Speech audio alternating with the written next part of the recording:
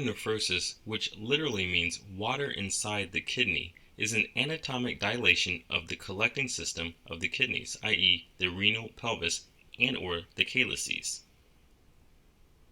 Antenatal hydronephrosis is one of the most common findings in prenatal ultrasound scans, affecting up to 5% of pregnancies, with 30 to 40% persisting postnatally, and of these, 40% resolving spontaneously. In children, it is often caused by structural abnormalities of the kidney and ureters, such as ureteropelvic junction obstruction and vesicoureteral reflux. Hydronephrosis in adults is often seen as a result of obstruction of one or both kidneys, usually caused by kidney stones, tumors, infections, and trauma. In adults 20 to 60 years of age, hydronephrosis is more common in women, secondary to pregnancy or gynecological causes.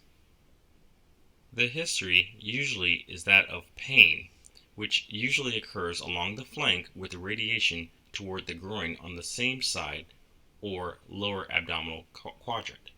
For a sudden and severe onset, consider a ureteral stone. If the pain is induced by diuresis, i.e. following consumption of alcohol, consider ureteropelvic junction obstruction. Unfortunately, extrinsic compression, i.e. malignant compression of the ureters, usually has a more insidious onset, allowing the malignancy to grow relatively unnoticed.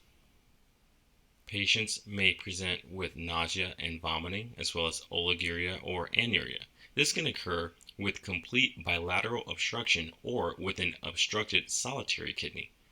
Urinary symptoms are often absent unless there is an associated condition, for example, a distal ureteral calculus.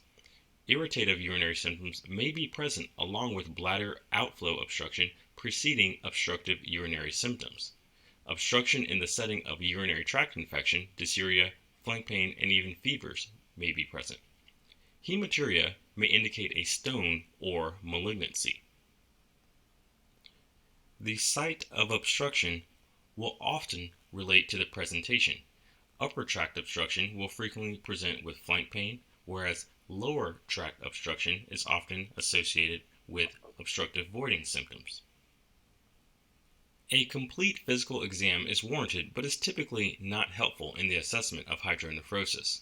Areas to pay special attention to, however, include the blood pressure measurement, the abdominal exam, because palpable abdominal masses are rare, but except in children with massive hydronephrosis. CVA tenderness is not a particularly helpful finding, but if you can, you should assess for these things. A complete genitourinary and pelvic exam as well, including the pelvic exam, digital rectal exam, and residual urine volume. The pelvic exam will assess for pelvic masses or pelvic organ prolapse, whereas the rectal exam will assess for prostatic abnormality in males or a general rectal mass. If incomplete emptying of the bladder is the concern, residual urine volume can be evaluated indirectly by bedside ultrasound or directly by cath. Hydronephrosis can be caused by extrinsic or intrinsic factors relative to the urinary tract, and the causes can also be grouped as congenital or as acquired, as mentioned previously. Evaluation of kidney function by BUN and creatinine is important because if impaired, it usually implies bilateral obstruction or unilateral obstruction of a solitary or functionally solitary kidney. A urinalysis may reveal white blood cells, red blood cells, or bacteria. Urine microscopy may allow identification of crystalluria, suggesting urinary stone disease. Urine cytology may be performed if there is a concern for a urothelial carcinoma, i.e. barbotage.